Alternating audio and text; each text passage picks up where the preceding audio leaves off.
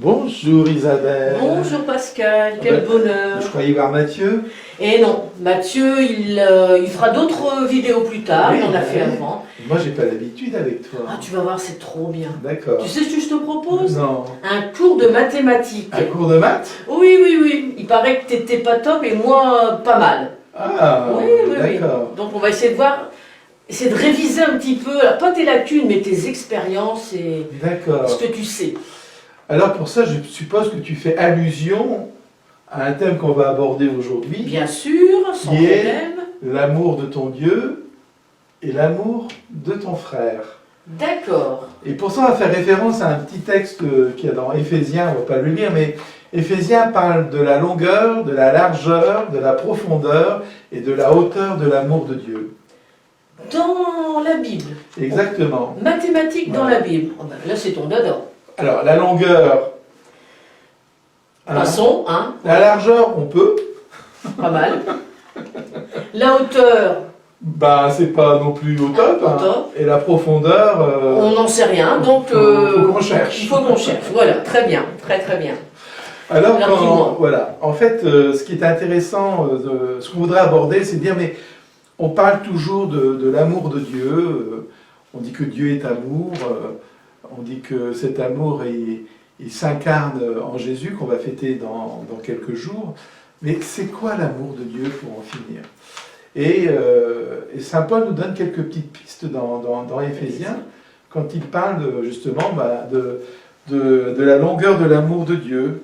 Alors la longueur de l'amour de Dieu, qu'est-ce que ça pourrait bien signifier, ma Alors, chère Isabelle? Est-ce que j'ai bon?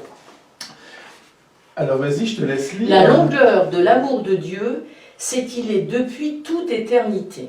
Voilà. Alors, sans parler trop de mathématiques, qu'est-ce que tu veux nous dire? Ou qu'est-ce que... Saint Paul veut nous Saint dire, Paul, peut-être. pardon, oui. Bah, que l'amour est depuis toute éternité, ça veut dire que Dieu nous aime depuis toujours. D'abord, c'est par amour qu'il nous a créés. Et on voit bien à travers l'histoire du peuple de Dieu combien de fois l'homme a renié Dieu, l'homme a cassé les alliances avec Dieu, et à chaque fois, Dieu a trouvé le moyen de pardonner à son peuple. À chaque fois, il est revenu vers lui. Et même quand il va mourir sur la croix, eh bien, Dieu va être capable de dire « Père, pardonne-leur, parce qu'ils ne savent pas ce qu'ils font. » Donc, l'amour de Dieu, c'est depuis le début, la création a été créée par amour, et tout reflète l'amour de Dieu. Je me dis, si on veut avoir une idée un peu de l'amour de Dieu, il suffit de s'émerveiller devant la création. Il suffit de voir la diversité de la création, il suffit de voir cette création qui est flamboyante, enfin, qui est joyeuse. Enfin, je veux dire, quand on voit la création, on se dit, mais qu'est-ce qu'il a fallu comme amour pour créer tout cela? Et ça va jusqu'à la croix. Dieu se Jusque donne. la tristesse presque. Ouais, Ouais. Dieu se donne par amour. Il n'y a pas de plus grand amour que de donner sa vie pour celui qu'on aime. Ben, Jésus ne va pas se contenter de belles paroles, il va le vivre. Et Dieu donne sa vie par amour pour nous sauver du péché et nous sauver de la mort. Et ça, je pense que les personnes, même moi, on ne perçoit pas que c'est depuis toute éternité. Enfin, on perçoit avec l'Ancien Testament, on va percevoir avec la croix, mais il y a tout un entre-deux qui montre cet amour de Dieu sans cesse. Jusqu'à la fin des temps. Jusqu'à la fin des temps. Tout à Jusqu'à fait. la fin des temps. Ouais. Cet amour-là nous est donné. Alors après, c'est à nous de l'accueillir ou pas l'accueillir. Si on se jette dans les bras de Dieu, je veux dire, cet amour-là peut remplir notre vie et lui donner un sens et nous aider à surmonter les épreuves de la vie, mais on a le droit aussi de rejeter cet amour parce que Dieu nous veut profondément libres et c'est peut-être la plus belle preuve de son amour pour nous. Longueur, c'est presque l'infini. Voilà. Amour de Infini. Dieu, ouais. Tout à fait. Bien. Voilà. Mais Saint Paul nous parle aussi de la largeur de l'amour de Dieu. La largeur de l'amour de Dieu. Pardon, je passe un petit peu devant. Ouais. La largeur de l'amour de Dieu, c'est le salut pour tous. Voilà. Salut pour tous. La largeur de l'amour Salut. de Dieu, voilà, ça veut dire que Dieu n'est pas venu que pour un peuple. Il s'est choisi un peuple pour se révéler. Ouais. Mais très vite, je veux dire, à travers Jésus, on va se rendre compte que l'amour de Dieu, le salut, il est offert à toute l'humanité, quelle que soit sa race.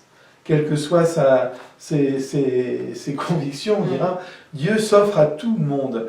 Et on voit bien à travers Jésus, quand il rencontre la Samaritaine, ou, voilà, ou quand il parle du Samaritain aussi, voilà, le salut est offert à tout le monde. Et c'est Saint Paul qui va aussi réveiller, on va dire, l'Église primitive en disant à Pierre, non, le salut n'est pas réservé qu'aux Juifs, il est pour tout le monde. Et Saint Paul, il va prendre son bateau, il va aller à Éphèse, il va aller voilà, voir tout le monde. Voilà, donc l'amour de Dieu est pour tout le monde, sans aucune exception. Comment aujourd'hui ça peut se montrer cet amour de Dieu pour tous dans notre vie aujourd'hui en 2020? Je crois que cet amour-là, c'est comme un cadeau qui nous est offert, et c'est toujours pareil, quoi. Est-ce qu'on est capable d'abord de l'accueillir et d'en vivre? Et là, nous, les chrétiens, on a une responsabilité. Enfin, je veux dire, vivre de cet amour de Dieu donnera envie à d'autres d'en vivre. Hein. Et ça, je me dis, voilà, là, il y a quelque chose de fort à vivre. L'amour de Dieu est pour tout le monde. Maintenant, il faut l'accueillir. Voilà, on est libre. Il nous laisse cette liberté. Exactement. On va peut-être voir après. Exactement. Alors, on peut parler aussi de la hauteur de l'amour de Dieu. Et vous allez voir que je suis petite. Vous voyez, la hauteur. Ça marche. La hauteur de l'amour de Dieu, c'est qu'il est libre et gratuit. Ça veut dire que l'amour de Dieu, il nous est donné. Point à la ligne. L'amour, ça me fait... Sans condition. Sans condition. L'amour, c'est pas du tract. Ouais. Je dis pas si je t'aime, tu me donnes ça ou ceci ou cela. Non, l'amour de Dieu est gratuit depuis toute éternité. C'est lui qui nous a aimés le premier. C'est Saint Jean qui dit ça. C'est pas nous qui avons aimé Dieu en premier. C'est lui qui nous a aimés le premier. Et que la foi, pour en finir, c'est un jour découvrir que on est aimé de Dieu et que du coup, on a envie de répondre à cet amour-là. Et là, il y a une histoire d'amour qui commence, qui s'appelle pour moi la foi. Mais l'amour de Dieu est premier. L'amour de Dieu est gratuit. Il nous est donné depuis toute éternité. À nous de le découvrir et de l'accueillir en nous pour pouvoir en vivre pleinement. Libre et gratuit. On retrouve un peu cette liberté dans Bien sûr, à chaque fois. À chaque fois, on pourrait le mettre. Hein. On va parler maintenant de la profondeur de l'amour de Dieu. Là, au niveau de ma taille, ça va très bien. Voilà. La profondeur de la vas-y, je te laisse. La profondeur de l'amour de Dieu, c'est qu'il nous rejoint dans notre misère. Voilà. Et ça, c'est toute la révélation de la Bible. Le Dieu, le Très-Haut, le Puissant, etc. On voit bien dans l'Ancien Testament qu'il est touché en plein cœur par le cri de son peuple, quand il est en exil et quand il est...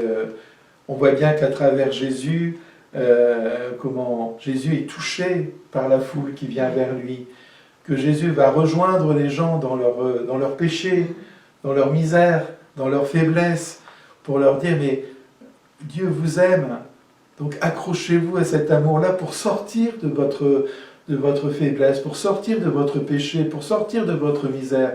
Cet amour-là, il nous est offert et il vient nous rejoindre. C'est-à-dire que ce n'est pas nous qui avons escaladé pour aller essayer de rejoindre l'amour de Dieu, c'est Dieu qui descend dans les profondeurs de notre vie pour venir nous rejoindre, souvent là où on n'a pas envie qu'il vienne. Vous aviez parlé une fois, c'est dans un question pour un curton, quand Jésus descendit aux enfers, j'insiste sur le zan, pour montrer qu'il vient bien nous rejoindre dans toutes nos misères. Quoi. Nous, quelquefois, on a l'impression que c'est nous qui devons aller chercher Dieu, quoi. Ouais. Ben non, Dieu, il nous est donné, il est là pour chacun de nous, il faut juste qu'on le découvre. Et il vient nous rejoindre. Et souvent, on a du mal à le trouver parce que on a du mal à croire qu'il puisse venir nous rejoindre dans les ténèbres de nos vies, dans notre péché. Mais Dieu, il est venu pour ça, pour nous sauver de cela. Et donc souvent, si je veux trouver Dieu, il faut que j'accepte de descendre avec lui là où je n'ai pas envie qu'il vienne. Oui, ça fait un point, tout à fait. Voilà. Et je me dis que ce temps de l'Avent que nous vivons, c'est un temps qui peut nous être donné pour ça, justement. Voilà, ce Jésus qui va naître, ce Dieu fait homme qui va naître et qui vient nous dire « Je viens te rejoindre, là où tu es. Je te demande qu'une seule chose, c'est comme Marie, de m'accueillir dans ta vie.